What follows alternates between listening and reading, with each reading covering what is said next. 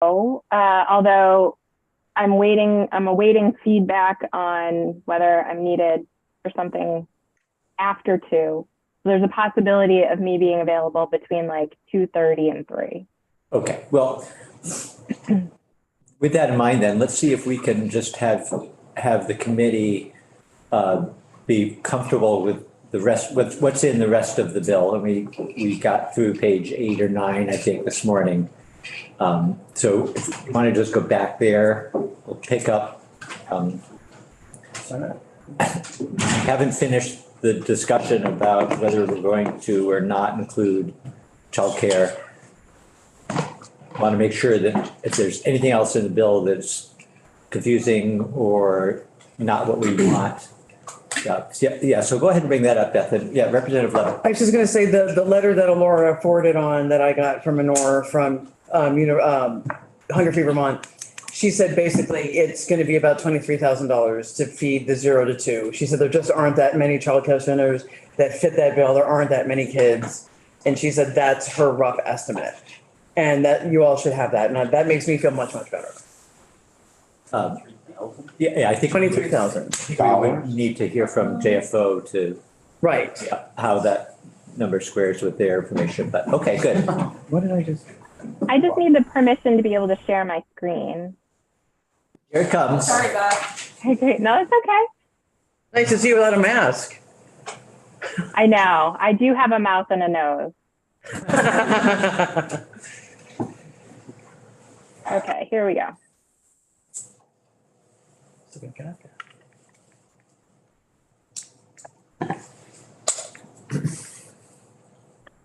I believe this is where we left off. This is the section about, we're on page 8, subdivision 3, line 13. This is the section about those daycare programs that are operating under a public school food authority. Okay. So let's move to the next section. Yep. So line 18 on page 8, we're talking about the same program qualifications, the same qualifications for participating in the Universal Meal Supplement Program for approved independent schools. Is everyone comfortable with that term and what an approved independent school is? At least for today. Yeah, I mean, I think that we know that that approved independent schools is the town academies, it's the small schools that are private schools. It doesn't include the parent-child centers, obviously. Correct. And then there's another category, recognized schools that are not approved. Correct. Okay. So just like for public schools, I'm on line 19 here, from state funds appropriated to AOE from the Ed Fund for the Universal Meal Supplement, AOE shall provide a Universal Meal Supplement for the cost of each meal actually provided to each qualifying student on public tuition when meals are offered to all students at no charge pursuant to, and then this is the section in the school foods subchapter that creates the Universal Meals Program. So this is saying that just like public schools, the state is going to cover the cost of the student's portion or the family's portion of a paid meal for the meals actually provided, but only for those students on public tuition. However, in order to make this work, the school has to actually provide free meals or no charge meals to all students in the school. It's just that the state is only covering those children on public tuition. Are we good there? Yep, we're good there, I think. So moving all the way on to page 9 now, we've got some kind of caveats for how this works for approved independent schools. So subdivision A, if the approved independent school participates in the food programs as a site under a public school food authority, the public school food authority shall be reimbursed only for students attending the approved independent school on public tuition. And this language was added at the request of AOE because last year, there wasn't any language in Act 151 that was this specific. It just said the state will cover the cost of meals for students attending public tuition. but it didn't contemplate what does that mean for a approved independent school participating in a public school food authority. And for Act 151 purposes, for this fiscal year or this school year, AOE is covering the cost of all of the student meals, even the paid students, for the approved independent schools under the public school food authority. So this language is added to be very specific that it's only the publicly tuitioned kids that are getting the reimbursement or qualify for the reimbursement. Okay. And then on line 7, subdivision B, because we're breaking out, because it's not just every student, AOE needs specific direction on how they are going to figure out which students are actually receiving meals, right? Because it's not for every school, it's for every meal provided. So how do they separate out the publicly tuitioned students from the private payers? And that's subdivision B. So if the approved independent school participates in the community eligibility provision, or is in the year other than the base year of provision 2, and I'll add the references to the CFR here, to the Code of Federal Regulations here. The school shall provide the agency with a number of students attending the school on public tuition and the total number of students enrolled in the school. The agency shall calculate the percentage of students attending the school on public tuition and multiply that number by the paid student percentage, the results of which shall be the number of meals the school shall be reimbursed for. And this language is taken directly from testimony from Rosie on what they actually did last year. Beth, just while we're thinking about looking at this language and thinking about what it's doing in the context of independent schools, if we were to decide to move in the childcare context to separating those into two groups, would we be able to use similar language? Yes, I've already conferred with Rosie on this, and it's the same process, so yes. Okay. Right. So we're gonna move on to line 15, subdivision 2. Again, second breakfasts are not reimbursable. Yep. And then 3, this is another outstanding policy question, and this is for, I guess it's not an outstanding policy. Well, you tell me if it's an outstanding policy question. I think it's been resolved. There are approved independent schools may also operate a pre-K program that's pre-qualified under the pre-K section of Title 16. So it would be akin to a public school tacking that pre-K program onto their K-12. Approved independent schools also can do that. And so students attending an approved independent school on public tuition shall include a pre-kindergarten child if the approved independent school also qualifies as a pre-qualified private provider and the child's school district of residence pays tuition to the school pursuant to section 829 of this title, which is the pre-K section.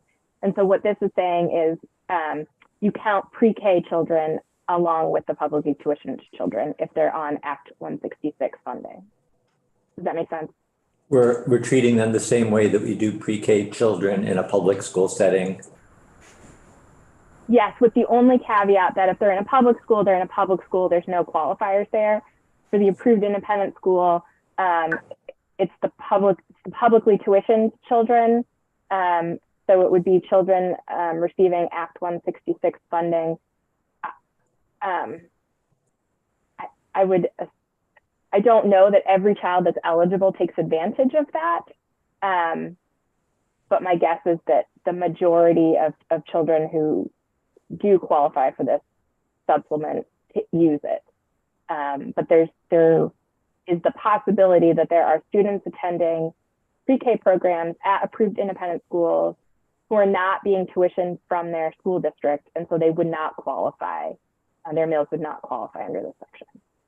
Yep. So we're tying it to public funding. It's a possibility. It seems unlikely, but okay, yeah.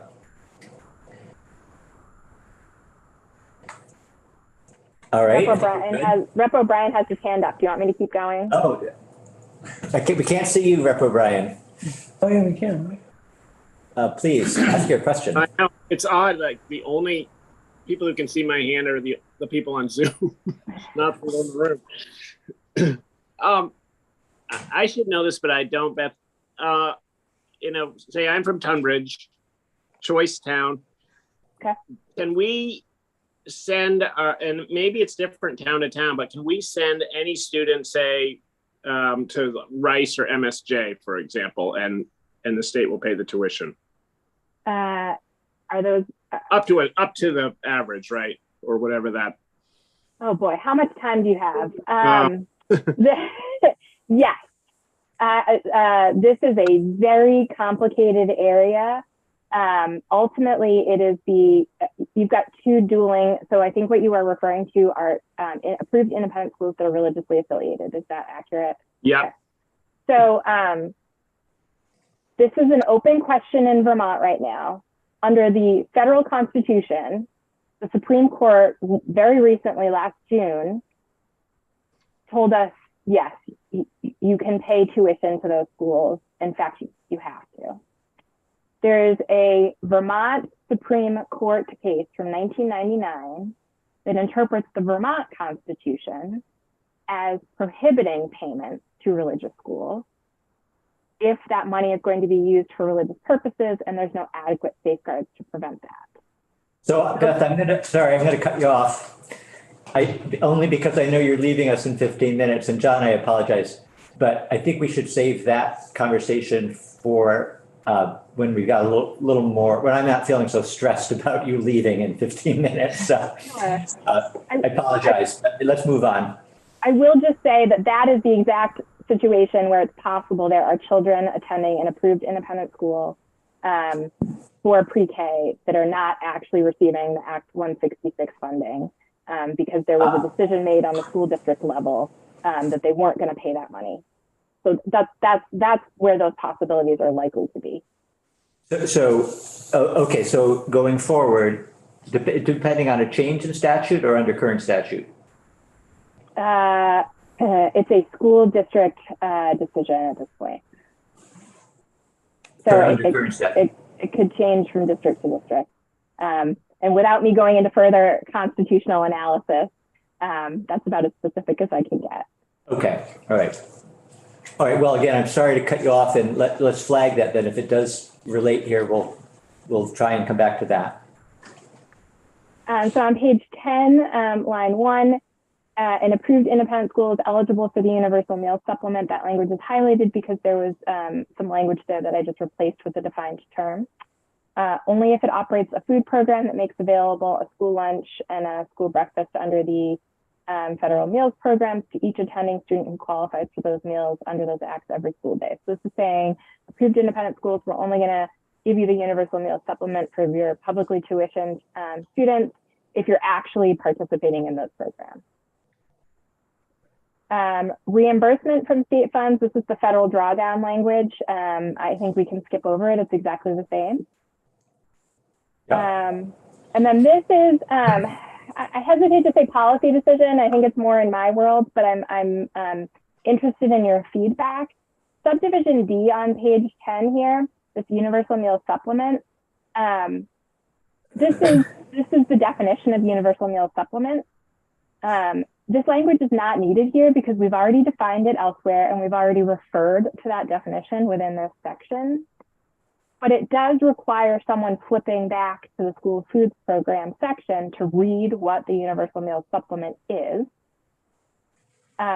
So I kept this language in here for clarity to help the reader and to help you all remind you what the universal meal supplement is, but it's not needed. And every time someone who's familiar with this program has reviewed these drafts, they've asked me why this language is here because it's not needed.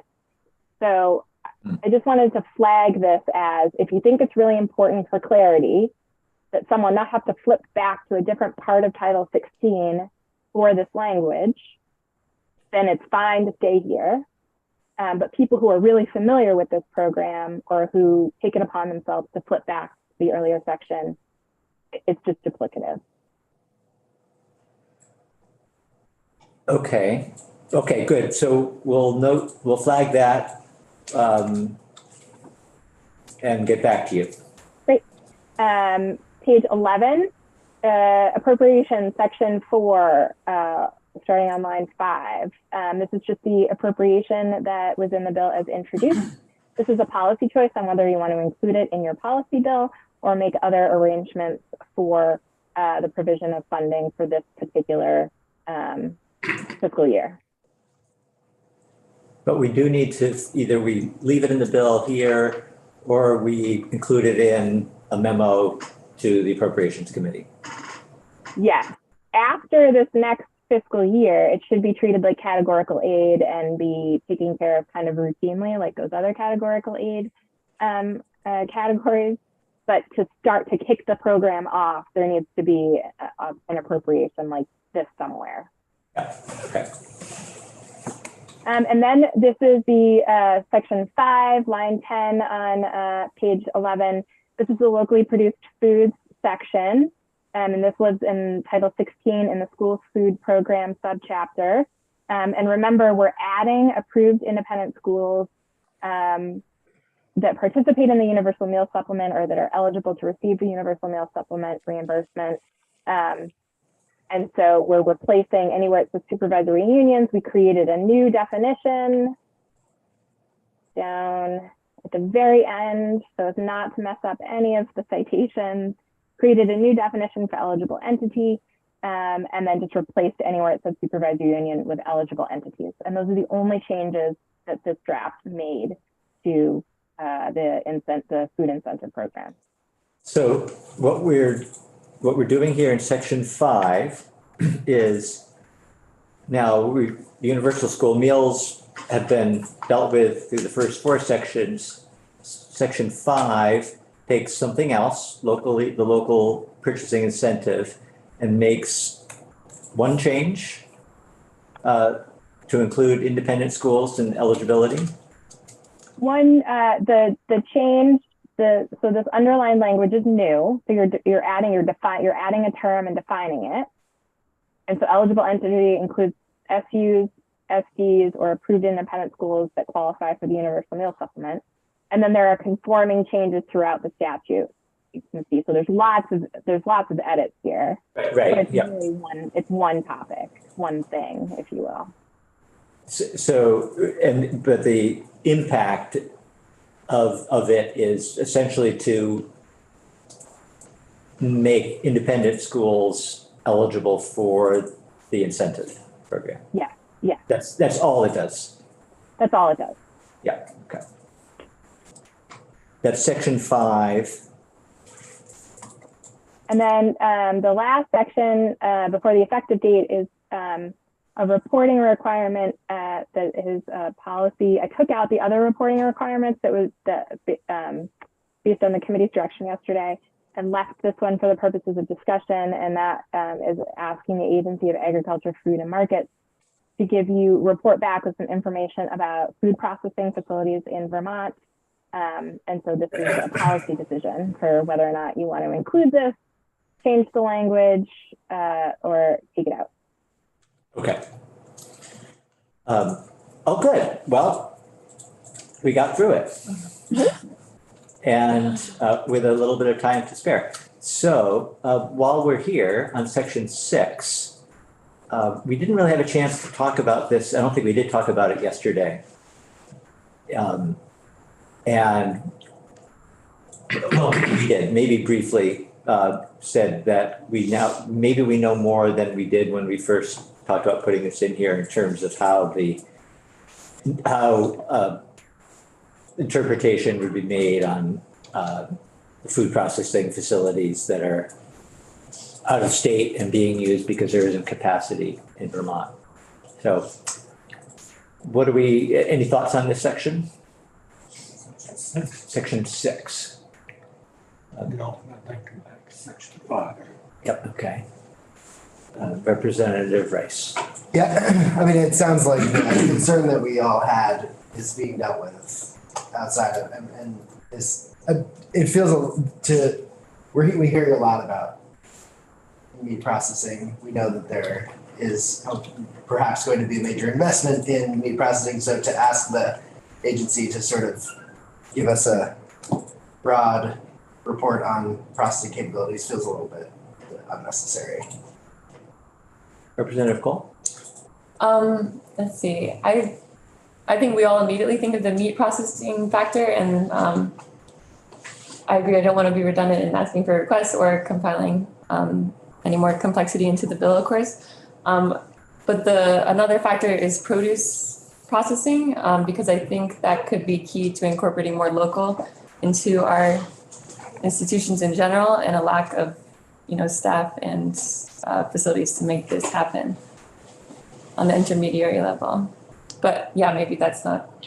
Well, in that case, and I think you're right, and we've also talked a lot about the fact that there's no facility to process milk in the way that it would need to get into school. So perhaps if we want to do this, we want to just be more specific in the information that we're actually looking for, so that it's helpful and it's not sort of directed at that problem that we thought might exist and seems not to actually exist. Mm-hmm. Okay.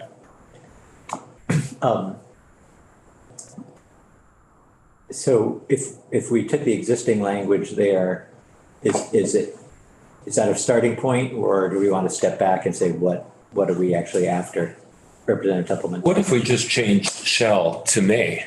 And then it's the discretion of that particular, if there is a problem that they recognize, then they can reach out to us on their own initiative.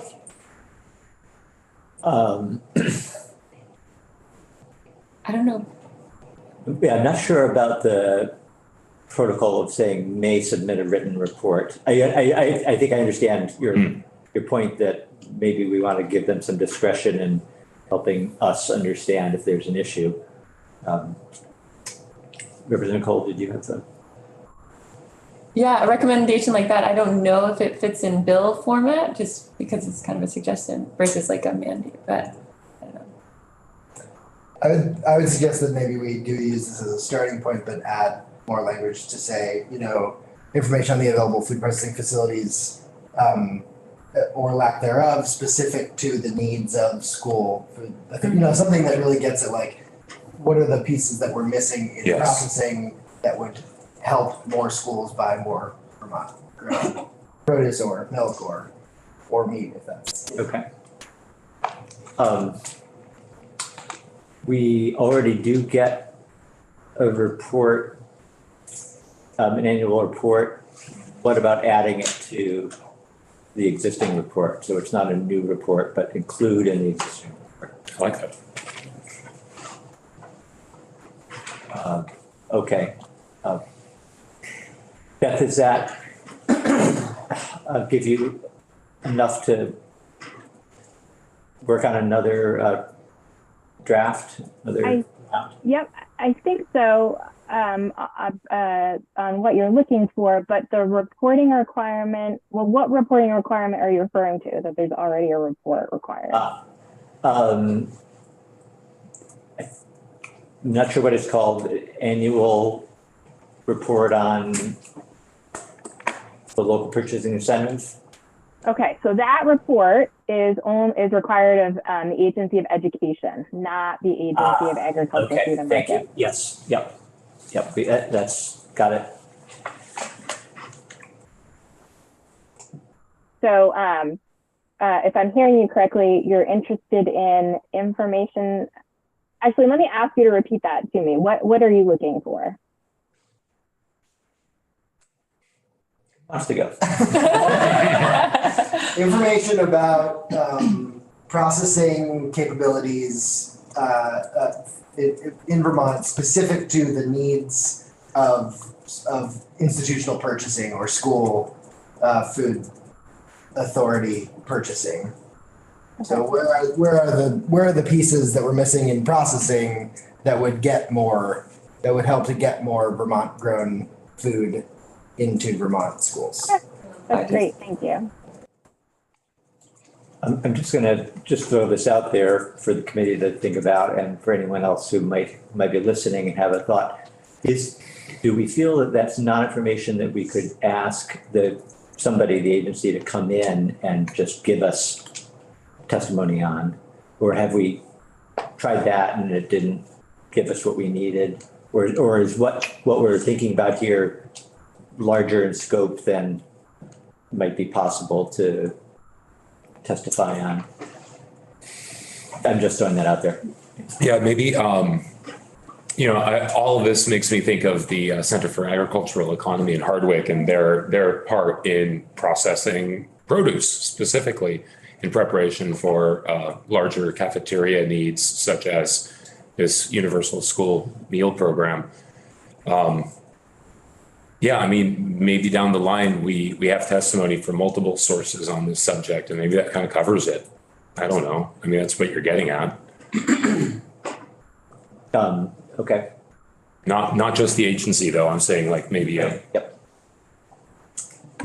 Yeah, and we have heard testimony from other folks too, like Salvation Farms. They sent a follow-up email as well requesting an appropriation for this particular purpose, but they titled it something else. But it has to do with the, larger scale implementation of these local products in institutions like schools, which they don't have the ability to do now because of lack of facilities. But so we're aware that it exists, but I don't know if having a report of those exact numbers I think it's more about our willingness to dedicate funds to something like that too, versus knowing that the information's out there, because we kind of do know that it's a problem and that it exists, given the testimony and data we already have. But if more would be helpful, then that's a consideration. There. Yeah, hi, John. I agree with Representative Rice if the language right now, it could, we could easily put it in the housekeeping bill. So I think either we make it specific to the local food incentive and schools as a report back to us, or if we want to broaden it to bottlenecks and challenges, then let's put it in like a housekeeping or somewhere else where it's germane to, the entire agency, maybe not specifically schools or universal school meals. Okay. The other question I had, just quickly, not to go down a rabbit hole here, was if this universal school meals is wildly popular and say costs 31 million, do we need language in this bill of where that overage would come from, or is it just up to, say, the Agency of Education to find the extra money, or is it up to the SUs to find the extra money if the program is oversubscribed? That might be a question. So I think that might be a question this year. It would not be a question going forward. Right. And maybe JFO can answer that question. So I think Beth is probably needing to say goodbye, and maybe we can have Julia come up to the chair and we can ask her that question. So let's do that.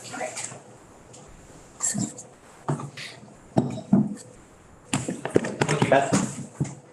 I'm sorry, can I just add one thing about my availability? Yes. So I am available between 2:30 and 3. Okay. Well, what if you wouldn't mind then coming back, and we'll see where we are then. Yeah. I'll see you then. Hello. Hi, Julie Richter, Joint Fiscal Office. So I believe that the question was if the appropriation if the cost of the program exceeds the appropriation, what would happen? Is that what the question was? So it's the same as in any other budgeting process, right? AOE has dollars. If any of those programs end up costing more than the state appropriated, then AOE would need to come back, usually in budget adjustment, and have those additional funds allocated to AOE. So it's part of the budgeting process. And so they would submit a request, and then those dollars would be funded. If say the program came in at 31 million and say the budgeted number that we used was 29,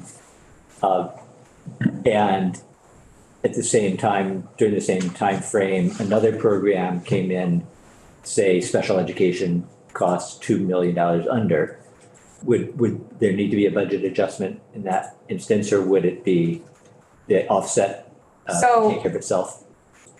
That's a great question because the dollars are appropriated for a specific use. When we look at like the education fund and we look at reversions, that's when dollars have been appropriated to the agency for specific purposes and those dollars were not expended.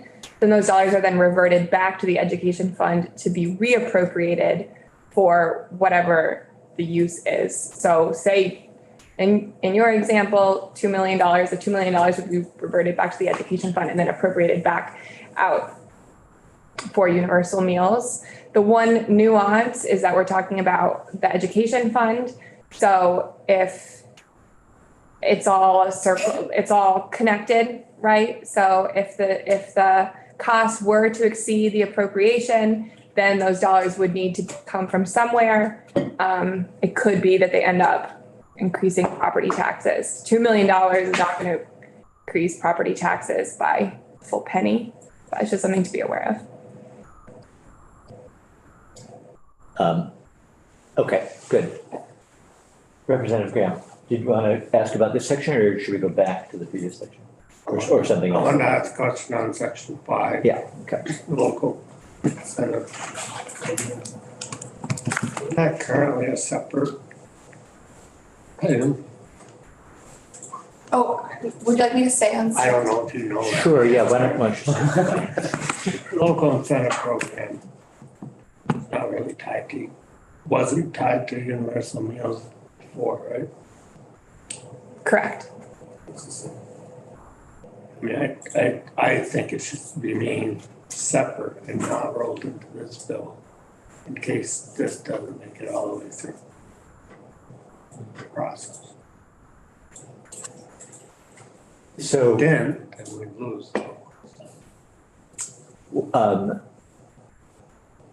so my understanding, and we lost Beth, but we can ask her when she comes back, is that we wouldn't lose the local purchasing center because that's already in law. That the only thing we would lose is the change to adding independent schools. That's what's happening here. How it works. Act 67. Yeah. Yeah. So we can double check with her on that when she comes back. So while we have Julia here, and while we're on this section, we had talked yesterday about having some changes to the 15, 20, and 25. So here's another possible change that we might make and put it in here. And I know Representative Templeman, you were interested in looking at the possibility of changing those numbers. So we can talk about that if this is a time we'd like to bring that up. Be happy to. And we also, I don't know, Julia, do you have anything else that you weren't able to share this morning that you have new information on or anything else that you wanted to throw in? Yeah. No, I'm happy to answer any questions, talk through it, any of this offline with anybody, but I don't have any prepared remarks. Okay. Okay. I can stay in the room. Okay, thank you. So just understand my numbers and my spreadsheet were done on this phone last night. So it's pretty rough, but, and I had to project some of the costs because I don't have all the information. Thank goodness for Rodney for providing this. So I extrapolated what the price was per meal. And then based on this little diagram here, it suggests that 31% of the budgeted amount goes to food costs. So doing that math, I know it's very rough. And then I added a 17.43 inflation rate on top of that because this was printed in 2019. So please take everything I'm saying with a huge grain of salt. But I came up with a number of $1.39 per meal for food costs and broke out in the spreadsheet what a participating school would be gaining with that grant.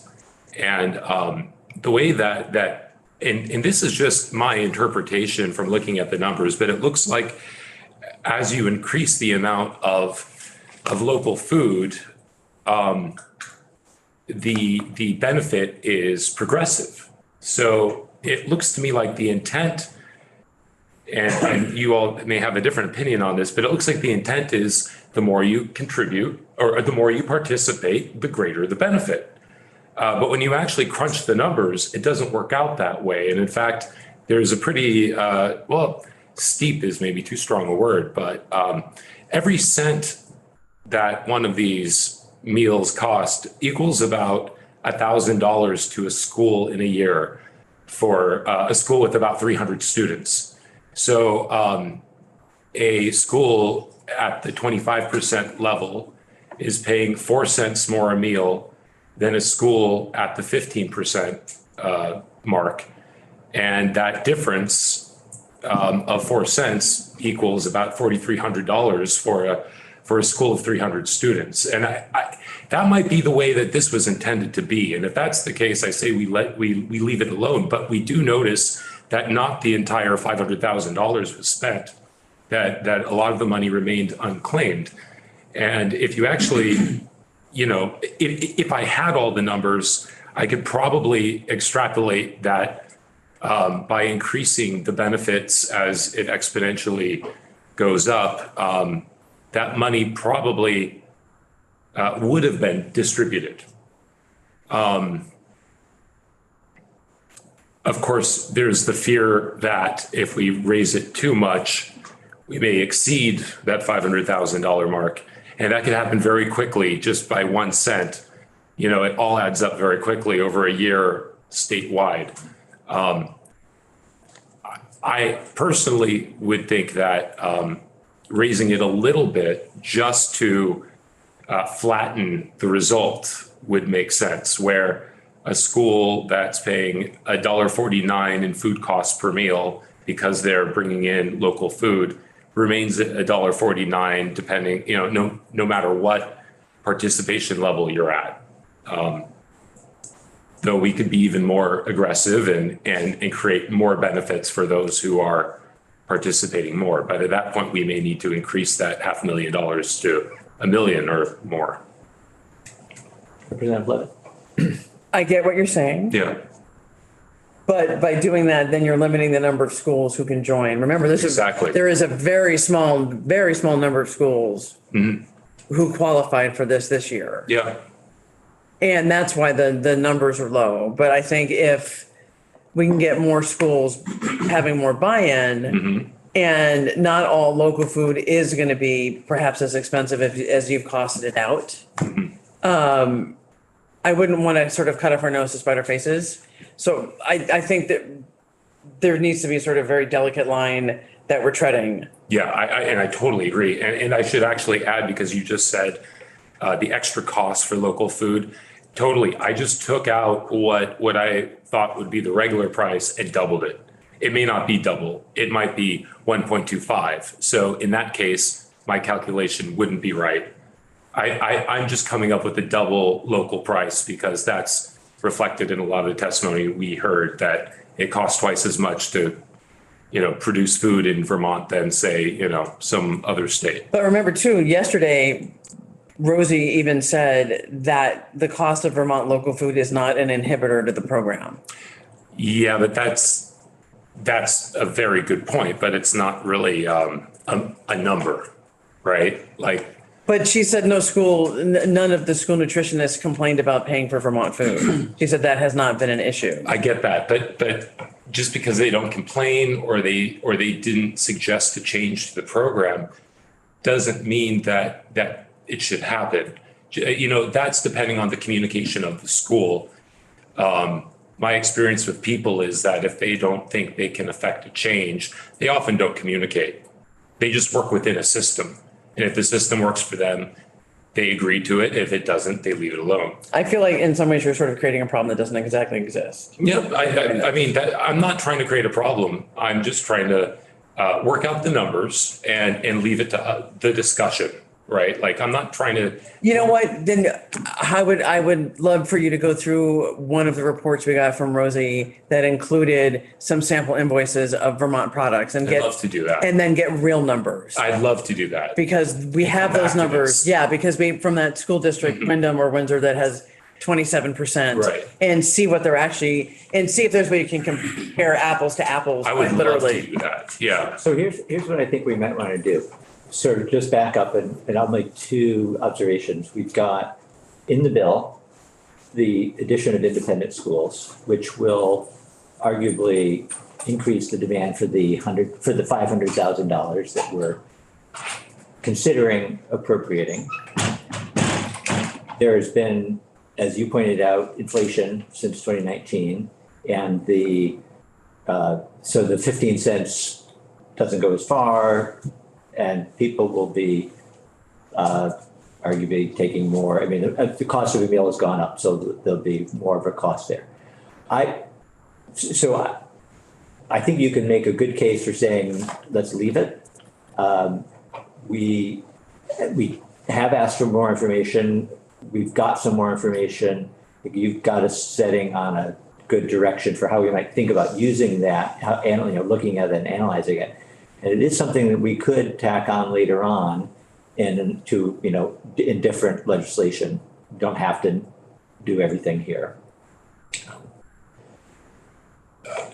I would love to be able to take these numbers though and extrapolate more, not with any kind of hope of getting my way, but rather just like letting us be informed about how the program works. Yeah, no, I think that would be very helpful, yeah, yeah.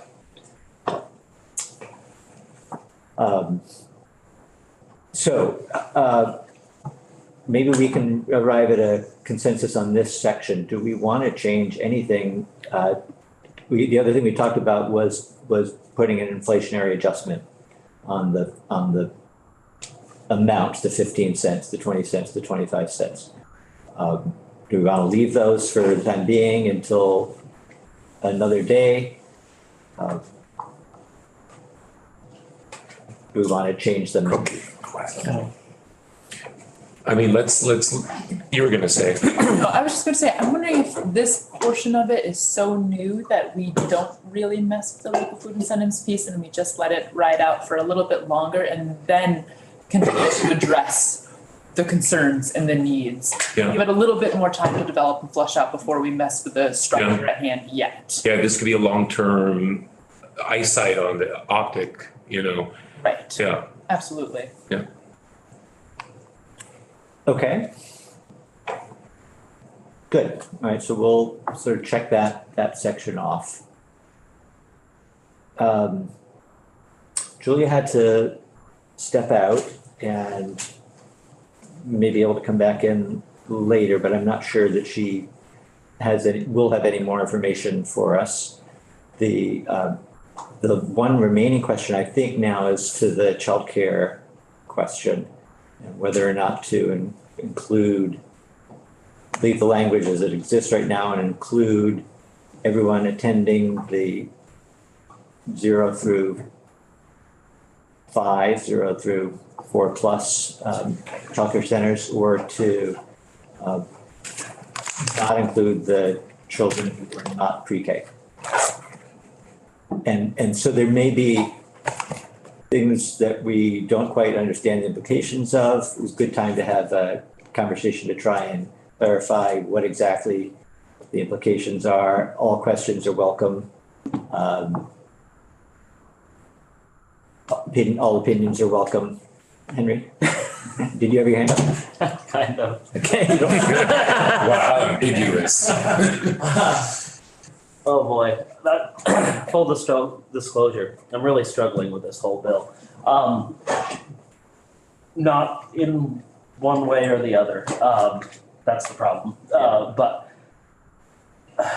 I go back, this is how I approach every problem, and you guys are gonna get sick of it, but what are we trying to do? It felt like in the beginning, and I'm talking to the childcare piece right now, not the whole thing. Yeah. Or maybe the whole thing. It felt like in the beginning we were the argument or the testimony we heard was that we're trying to catch the people that are falling through the cracks. Is the way I interpreted it. Like there's an issue, there's some kids that are not getting fed. We obviously, I think everyone wants to make sure kids are fed. We are that's the problem. There's some kids falling through the cracks. How do we address that? I don't know that we've heard it all. We heard that there was children falling through the cracks at the school level. I don't know, and maybe somebody can help me understand, are there children falling through the cracks at this pre-K level? It seems less likely at that point, and I guess I'm looking for some opinions or clarity there, because if there's no problem there, I want to be careful that we're not fixing a problem that doesn't exist. Problem big. Or yeah, so I guess that's where I'm a little bit hung up on this piece. So if anybody can offer some clarity there on what people think or know on that. Anybody want to jump in? Yeah, I just wanted to point out, kind of on this level, we got an email that Alora Rich passed on to all of us at 11:04 a.m. And it's a response to the cost involved in 0 to 5. And I only did a brief look when I sat down here, but it appears that it's not a lot of money. I mean, it's like $23,000 a year. So it's almost like we're spending a lot of time talking about feeding kids between 0 and 5. In this particular category of 0 through 5. It's actually 0 to 2 is what she's. 0 to 2, very good. So I guess the 3 through 5 falls into one of the other categories. 5 is K. Right. 4 is pre-K. So 3 to 4. Right. Okay. 4 is pre-K. Well, specific to the 0 to 2, it's a $23,000. That's from one person though, and we should. Double check. David and I just talked about this, that we should have JFO try and run some numbers. Yeah, absolutely. And to your point, I just got another email from Honora saying, she said, and that's for public, that number. So then she said, I didn't give you the full thing. She said, I can only say that there are not right now a lot of other private child care centers that would meet all of the rules in H-165 as you're proposing to amend. They have to be not-for-profit. They have to be approved by AOE to operate a public pre-K program. And they have to find a school district willing and able to enroll them in their school food authority. So it doesn't sound like that there's going to be a lot more kids, but it doesn't address your question, which is a really good one, which is how many kids in this 0 to 3, 2 and whatever are falling through the cracks the way they are in elementary and through high school. So that I have no idea. That's a Rosie question. So yeah, I mean, the AOE is working on this. Julia JFO can't give us a number until AOE is able to come up with their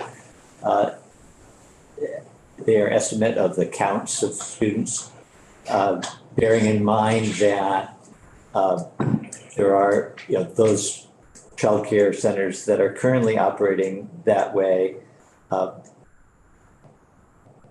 And there are also childcare centers that are not currently operating that way that could be potentially, if they chose to do so. So we'll have, once JFO has a number, if they can come, if we want that number from them, I should say, if we feel like we can make a decision one way or the other without it, then that's also a possibility. But I think if we're looking for a number, I think we need JFO to give us a number. And we can continue to talk about what that number it actually means.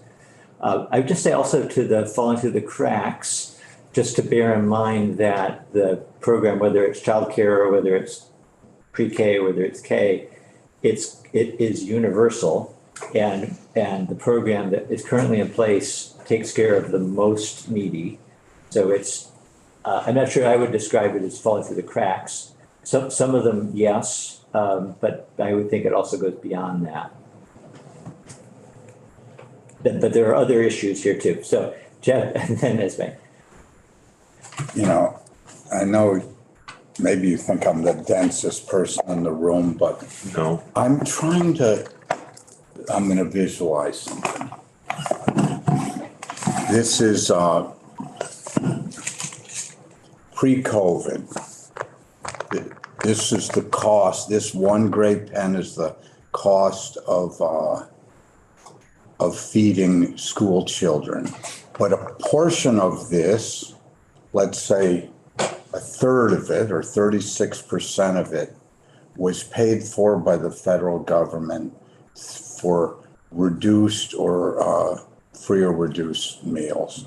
So the public, in our education tax bills paid for approximately,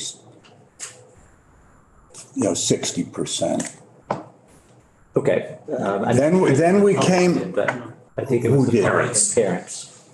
yeah, but the parents, Parents paid for the meal. taxpayers paid. I don't know if it was the public. No, sorry. That's why kids got a school bill. If the family couldn't pay the meal bill, then the school had to cover that.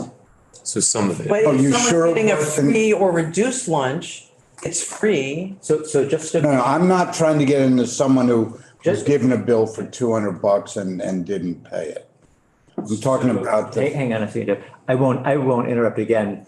I shouldn't have interrupted you. No, it's So we'll okay. I'm just- let's just all stick to the decorum rules and we'll let one go at a time, but, and if we have objections to the pen presentation. I'm just trying to do something visual.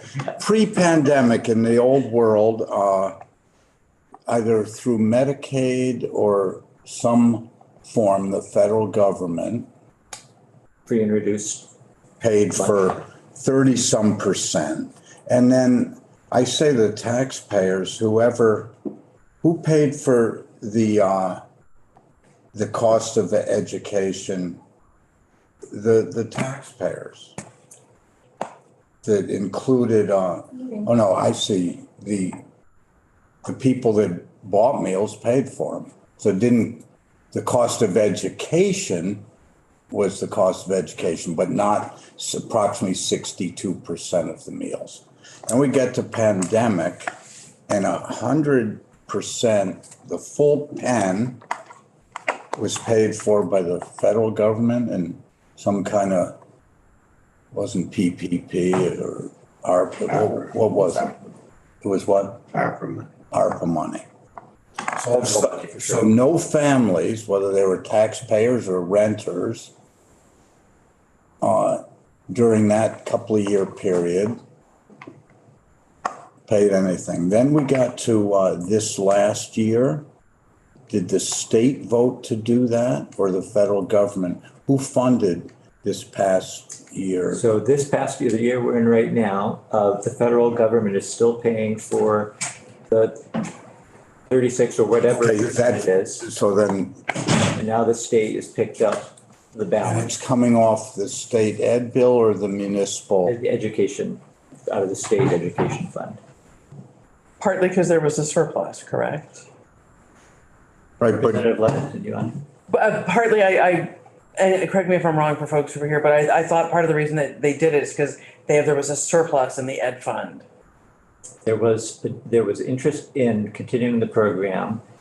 There was a surplus in the education fund. So when it came to trying to determine how to pay for the program, that was the direction, that was the option that they went with. so that affects the pupil, Doesn't affect local per pupil. nothing, No, nothing. yeah. So now this is ending and we're now looking in the future and we're saying some of us, like myself, are advocating for universal free school meals. The fact that, let's say 36% or some number were always eligible for federal reimbursement, whether it's Medicaid or the USDA, I don't, where'd the money come from? It's Universal School Meals is a program. Yep, there's a lunch program, there's a breakfast program. Separate special programs. Okay. So now we're moving toward 2024, Can you move your water bottle on? trying to develop policy. And some of us want to have it all free. But will the federal government still pay, are we the taxpayers going to pay 100% of the students? The feds will still pay a portion of that population. So when they say 29 million average, maybe it's 26 or 31 million, do we subtract 36%, or that's already been subtracted? That's the top portion of the pen. That's the state. That's just the state, okay. Yeah. Thank you. Yeah. I'm trying to think, well, you know, it's not as bad as we think because It's.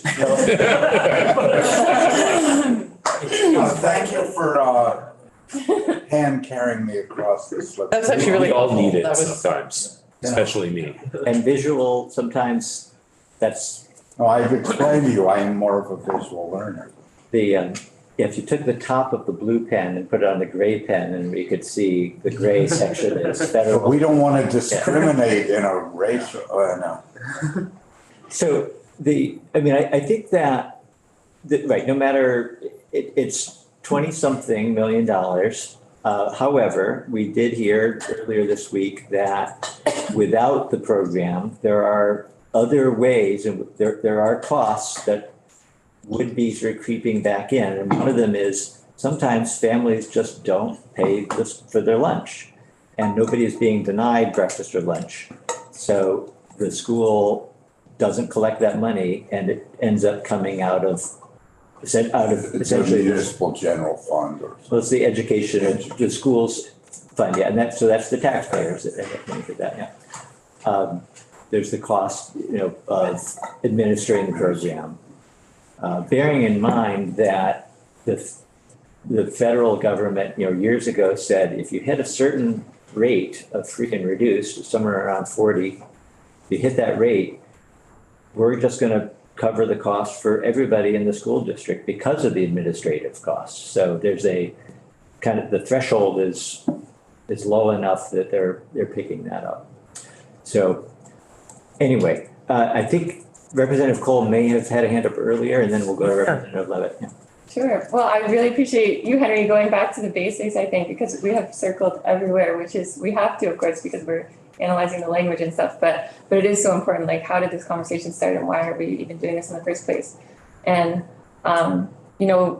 one way I've been trying to orient myself to this is like, with overarching questions, like including, does universal school meals serve the dual effect of being the most strategic and effective use of our tax dollars, both on the state and federal levels, and compensation mechanisms that the federal government provides? And then number two, a huge point here is, are our kids being fed sufficiently and well fed, like quality meals, and not just, and a piece of that is, of course, the local piece, for sure.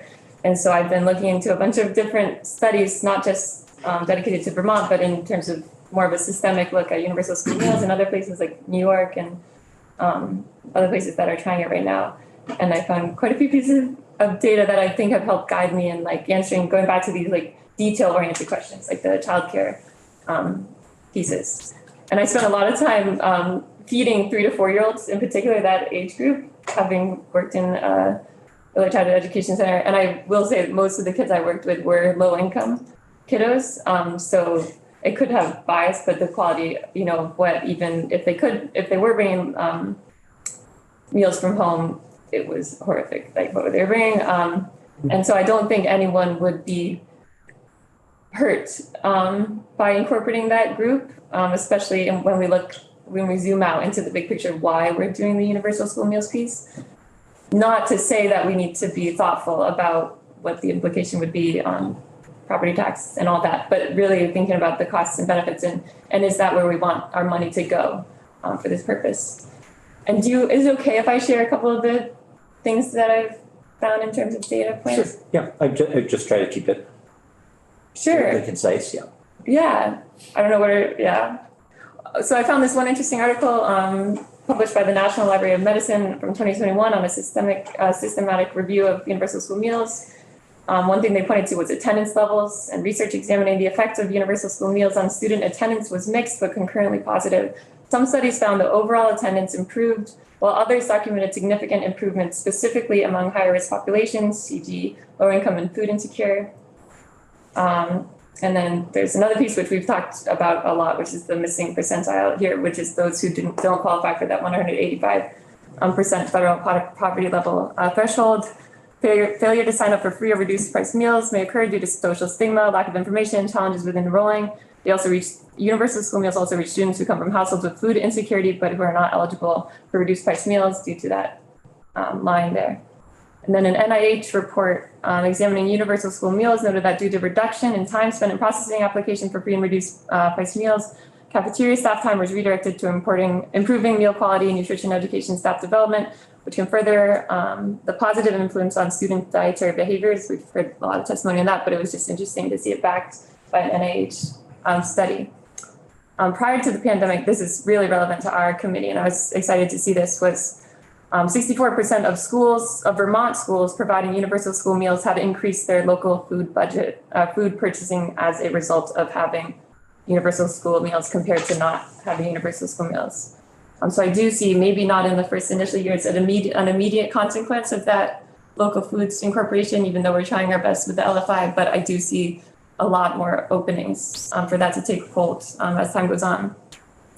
90% of parents, teachers, and school nutrition professionals identified benefits to having universal school meals, including better access to nutritious food, improved social climate, better educational outcomes. 96% of school nutrition professionals support permanent funding for universal school meals.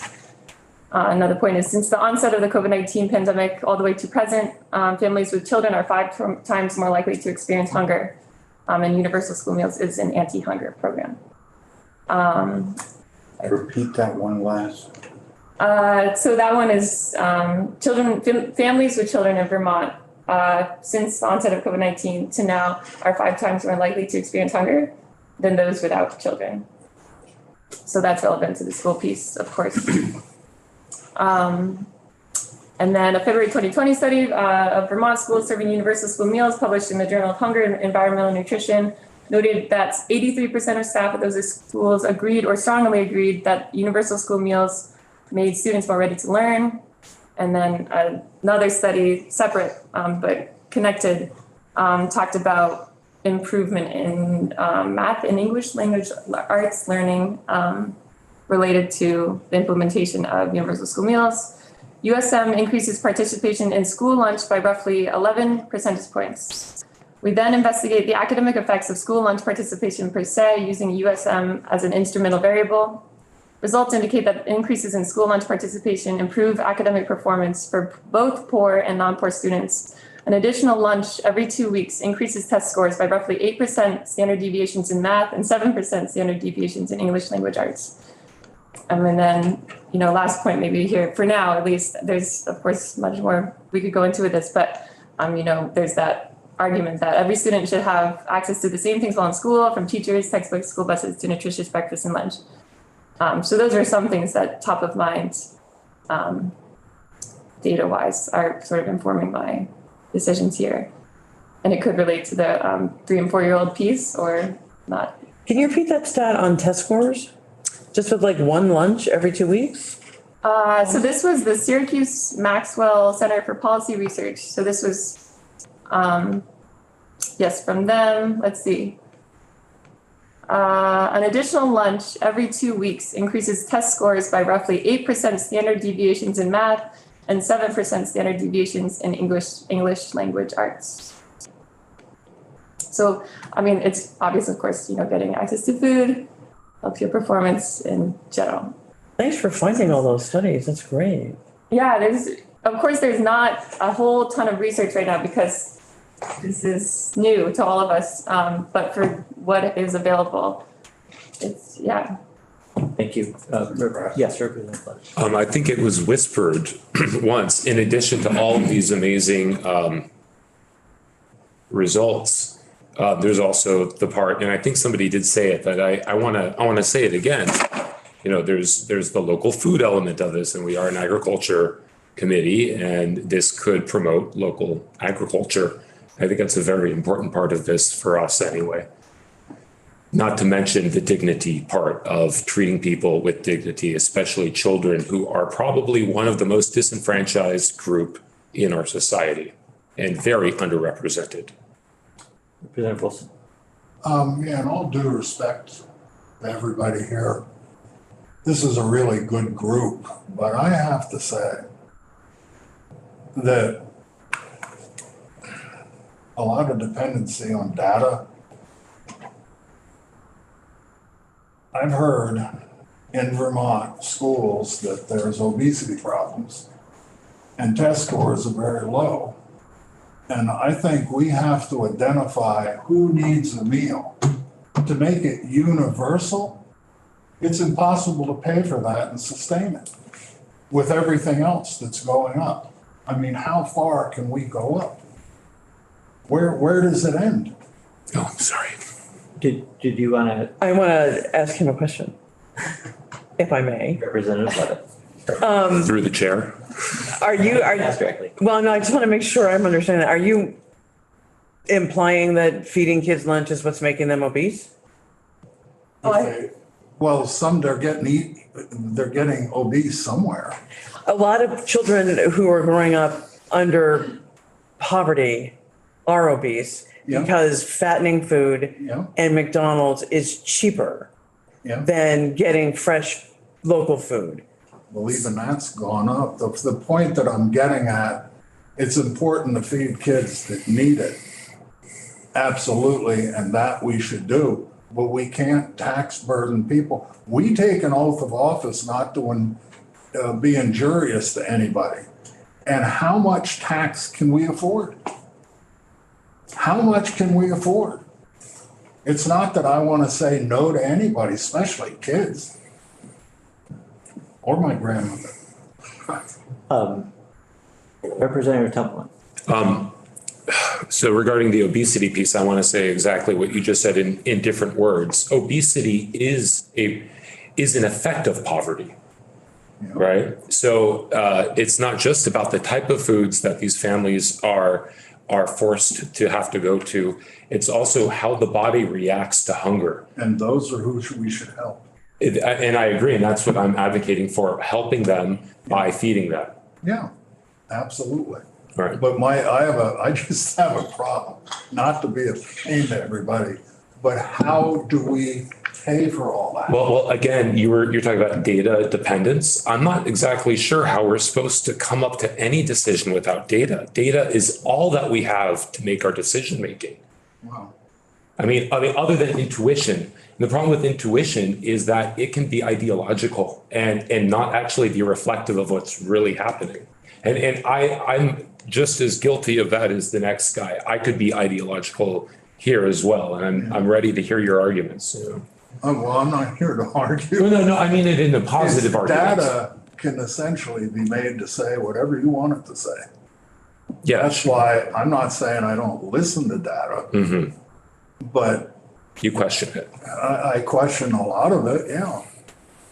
So there's no one is any obligation to to support a bill that she or he isn't comfortable supporting. And I don't need to say that, but and there'll be bills where we all feel like we're on the same side. Probably yes, probably we won't all ever vote no for a bill. That would suck. That would be first. But that's going to happen. And then there'll be other days where we have bills where not everybody agrees, and that's perfectly fine too. And we see that every day out on the floor, and it happens in every committee. So Rodney had his hand up. Yeah, Oh, I didn't know. Yeah. I didn't know. Randy always gives me a kick if I don't. As long as he gets a method.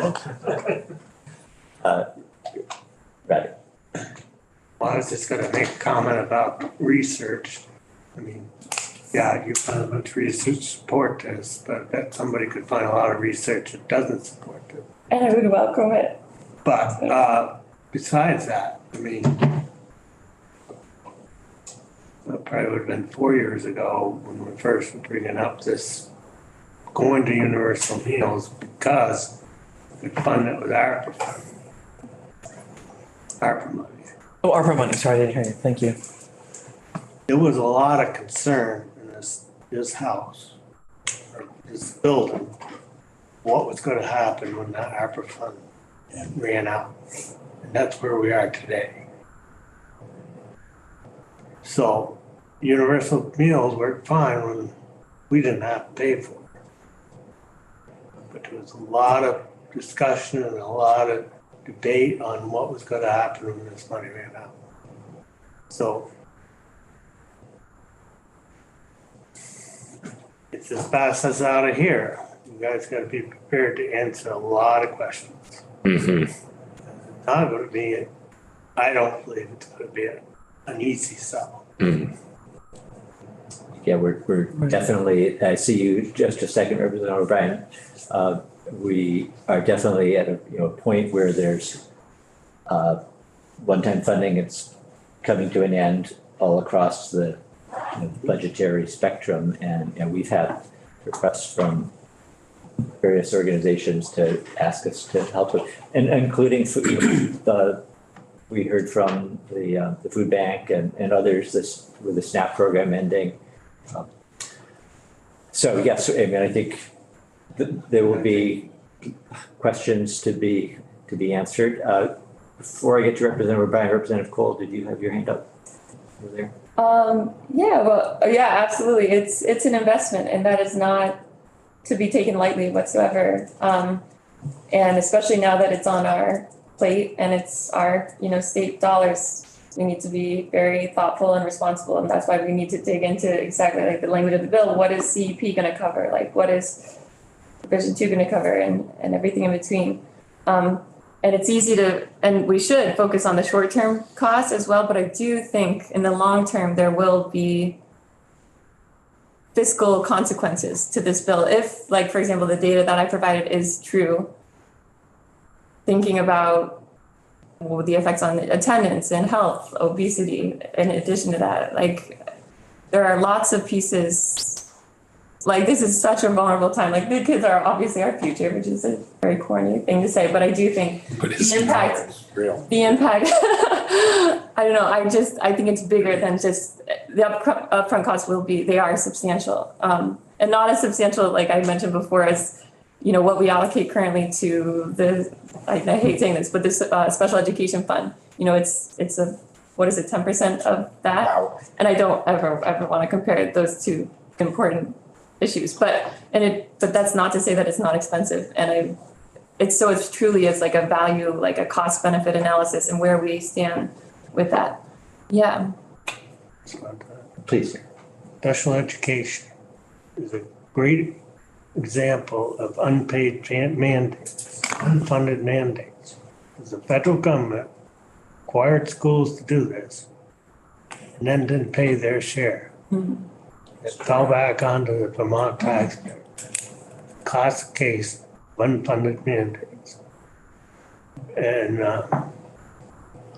yeah, we have to think the broad picture as well. How many people are we going to put into poverty spending this kind of money? And it's not just going to be this program. You got unaffordable heat act or affordable heat act.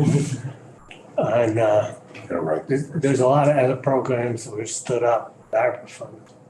They got to continue.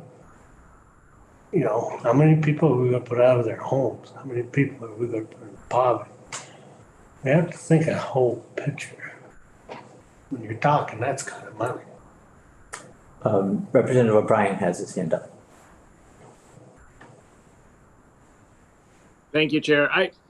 Just a thought for the committee is that while this program is expensive, I think given the other programs in schools like special ed and busing, for example, we don't ask children how much money their parents make when they're bused or whether you have an IEP or a 504 plan. And this is consistent. I mean, if we all agree children should eat well at schools, all children should eat well, then it seems consistent that we do this for all children and we don't segregate by a parent's, income level. So I agree with Representative Wilson in that while we might not be able to afford some of these programs, it seems like we should be consistent, have the programs, and then cut them all back, if we have to, so that there's a percentage that we could cut back, but it would, affect everybody equally. Where this program, what we had before, universal school meals seems, I can see why there are problems to it because we're really, picking on certain kids and saying, you come from a certain background, so we're going to treat you specially. Just imagine if you had to pay to ride the bus in the morning because of what your parents' income was. It'd be very odd. And there's nothing different with this, with meals pre-COVID. Representative Levitt. I might have lost my way already. If you think about that every kid gets all their books for free, regardless, that already is a big chunk of change. And one thing, I was reading my notes last night. One thing that I kept seeing over and over again is once the Medicaid qualification kicks in, they're going to see a significant uptick in the number of kids who qualify for universal school meals. So that will help get us more federal dollars and offset some of the cost to Vermont. And the other thing, and maybe this is just, we have no idea how this is going to get paid for because that's up to Ways and Means. But if it's done by property taxes, that's income adjusted. So if you're below a certain level, you're going to get money back. It's the people in the middle who might get squeezed. But if you make over, what is it, like 150,000, you don't get any money back on your property taxes. How much? 138,000. And I don't know how many people make that much. Probably no one in this room would be my guess. Oh, maybe you two, I don't know. Nowhere near. So I just, 10% of it. there is some income sensitivity along the way for how some of this might get paid for. And I love your point, or John's point about you don't ask a kid to pay for the bus ride, based on their parents' income. And so it just feels like food is an essential part of going to school, it seems like. So. Life. Yeah, and at some point, maybe we just have to either bite the bullet and do it, or say, you know what, we're not going to do it. And that's up to everyone's individual, what their heart says. But, working in hunger and working at my local food shelf, having universal school meals has relieved the families who go to the food shelf of having to pay for 2 meals a day that they can't afford, which means everyone's eating dinner, which has not been happening. So let me pause here and ask everyone to think about something for a moment. And I'm going to frame it this way and I'm going to go around the room and ask everyone. And if your answer maybe, I'm not sure. That's okay. So thinking again about the childcare piece, which we still haven't resolved that. Question is, would your position on this bill be different one way or the other, whether the childcare piece was included or not? So I'm trying to get a measure really of how important that is to each of us in moving ahead. So for example, you might feel I'm in favor of the bill, but only if it's not included, or only if it is included. On the other hand, you might say I'm not in favor of the bill, period, or I'm not in favor of the bill, but I would be if. So does the question make sense? Oh, yeah. All right, and again, you might say, I'm not sure because I need more information, or I don't feel like I quite have processed everything yet.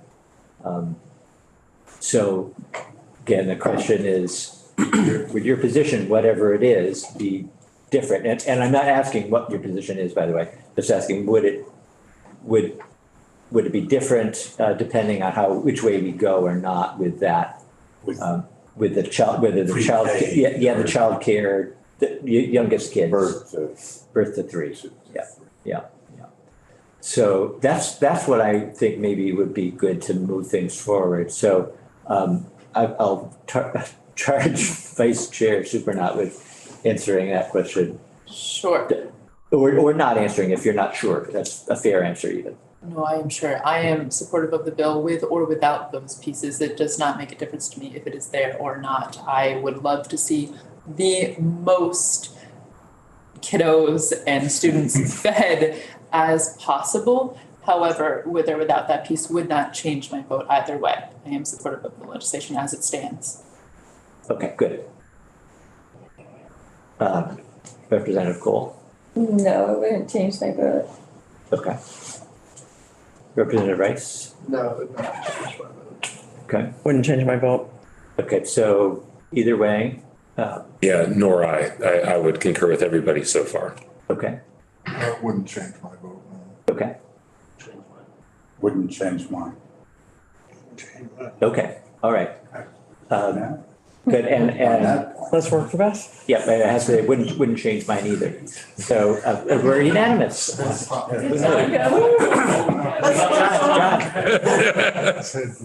Representative O'Brien. Thank you.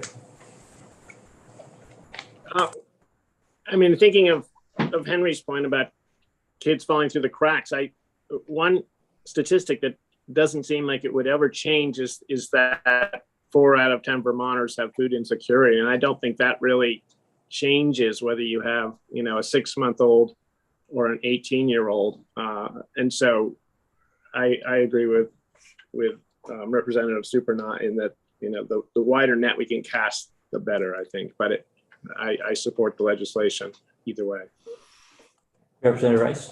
Yeah, I just think it's important to remember that as a person who also would like to see us feeding exactly as many people need to be fed as well, and this is just a very specific setting in which a small number of 0 to 3-year-olds exist. This is not an expansive, make sure all 0 to 3-year-olds in Vermont are fed question. Right, yeah. Right. So. For sure, yeah.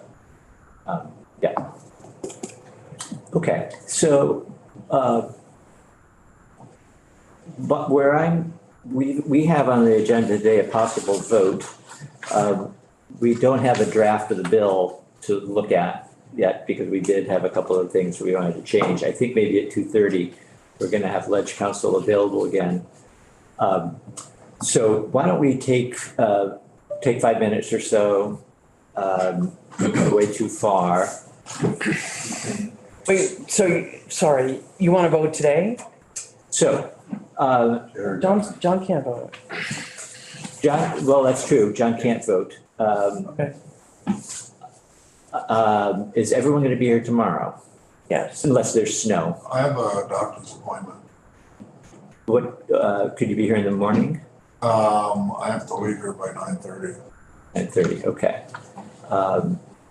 Well, 10 o'clock, but we're in floor session, right? We have floor, tomorrow's Friday? Yeah, 9:30 tomorrow? So we could come in at 9. If people were available at 9, we have done that before. If you're, I don't know. I can if that come at works. 9. We can also hold the vote open. We can't actually. Oh, we can't lie.